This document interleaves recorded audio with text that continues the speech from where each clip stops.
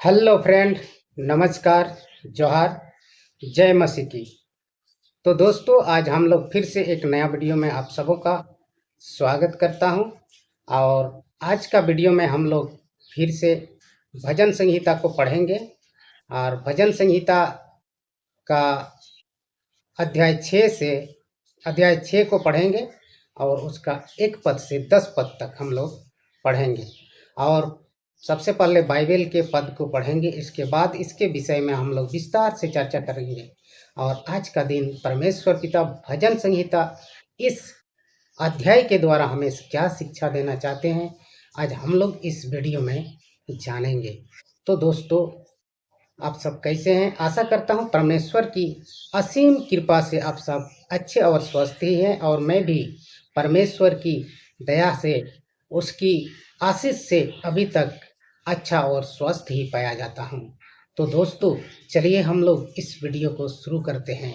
सबसे पहले मैं बाइबल को पढ़ता हूं। और अगर आप लोग भी बाइबल पढ़ने का इच्छा रखते हैं तो मेरे साथ पढ़ सकते हैं। आप निकालिए, भजन संहिता को निकालिए और 6 अध्याय का 1 से 10 पद तक को पढ़िए। तो दोस्तों, हम अभी सबसे पहले बाइबल पढ़ रहे हैं।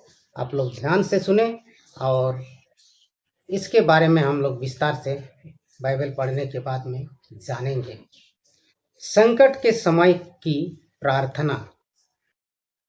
तो हे यहोवा, तू मुझे अपने क्रोध में न डांट और न अपने प्रकोप में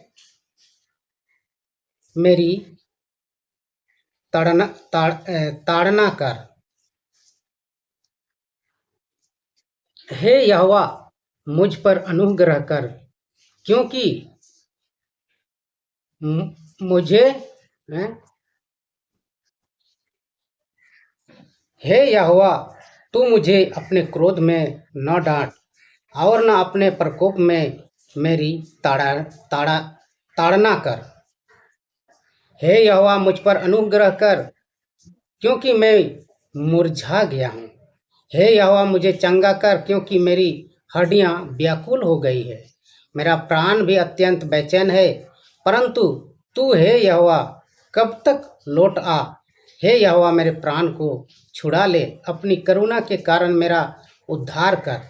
मृत्यु के बाद तो कोई तुझे स्मरण नहीं कर सकता। अधोलोक में कौन तुझे धन्यवाद देगा। मैं कराहते कराहते थक गया हूँ। मैं प्रति रात रो रो कर अपना बिछौना तक कर लेता हूँ। आंसुओं से मैं अपनी खाट भिगो देता हूँ। मेरी आंखें शोक से कमजोर हो गई है। सारे विरोधियों के कारण वे धुंधली पड़ गई है। हे सब कुकर्मियों, मुझसे दूर हो जाओ, क्योंकि यहोवा ने मेरे रोने की आवाज़ सुन ली है। यहोवा ने मेरी विनती सुन ली है। यहोवा मेरी प्रार्थना को ग्रहण करता है। मेरे सब शत्रु लज्जित होकर बहुत ही व्याकुल होंगे, लौट जाएंगे और एकाएक लज्जित होंगे। आमीन। तो दोस्तों, अभी हम लोगों ने पढ़ा भजन संहिता 6 अध्याय। इसमें जहाँ पर लिखा है संकट के समय में प्रार्थना। तो संकट के समय हम किस तरह प्रार्थना कर सकते हैं, वही चीज आज बाइबल में हम लोगों ने पढ़ा। हे यहोवा, तू मुझे क्रोध में न डांट और अपने प्रकोप में मेरी ताड़ना कर। परमेश्वर पिता को के सामने क्या करना है? प्रार्थना करना है। तो यहाँ पर जैसे लिखा है, यहोवा तू मुझे अपने क्रोध में ना डाल। अपना क्रोध में परमेश्वर को बोल रहा है कि मुझे मत डालो। सच में हम परमेश्वर के जन हैं, परमेश्वर के पुत्र और पुत्रियां हैं। इसीलिए हम परमेश्वर से ही कहते हैं कि हमें परमेश्वर पिता हमारे क्रोध में न डांट और मुझे और न अपने प्रकोप में मेरी ताड़ना कर। तो हमारे परमेश्वर पिता ने आज का इस विषय में इस प्रकार से हमको समझाने का कोशिश कर रहे हैं। हे यहोवा मुझ पर अनुग्रह कर, हे यहोवा मुझ पर अनुग्रह कर, क्योंकि मैं मुरझा गया हूँ। क्या हो गया हूँ? मुरझा गया हूँ। हे यहोवा मुझे चंगा कर, क्योंकि मेरी हड्डियां व्याकुल हो गई है। मुझको चंगा कीजिए परमेश्वर पिता, क्योंकि मेरी जो हड्डी है ना, हड्डी क्या हो गया है? व्याकुल हो गया है। मेरे प्राण की बेचैन है, परंतु तू हे यहोवा कब तक लौट आ। हे यहोवा मेरे पास को प्राण को छुड़ा ले, अपनी करुणा के कारण मेरा उद्धार कर। परमेश्वर पिता को कह रहा है यहाँ, उद्धार कर, हमारे प्राण को बचाए। इस तरह करके परमेश्वर पिता और मानव जाति में संबंध होता है। मृत्यु के बाद तो कोई तुझे स्मरण नहीं कर सकता। अधोलोक में कौन तुझे धन्यवाद देगा? मैं कराहते कराहते थक गया हूँ। मैं प्रति रात रो रो कर अपनी बिछौना आंसुओं से मैं अपनी खाट भिगो देता हूँ। मेरी आंखें शौक से कमजोर हो गई है, धुंधली पड़ गई है। और हे सब कुकर्मियों, मुझसे दूर हो जाओ। यहोवा ने मेरे लिए प्रार्थना की है। यहोवा ने मेरी विनती सुन ली है। यहोवा मेरी प्रार्थना का ग्रहण करता है। मेरे सब शत्रुओं लज्जित होकर बहुत ही व्याकुल होंगे, वे लौट जाएंगे।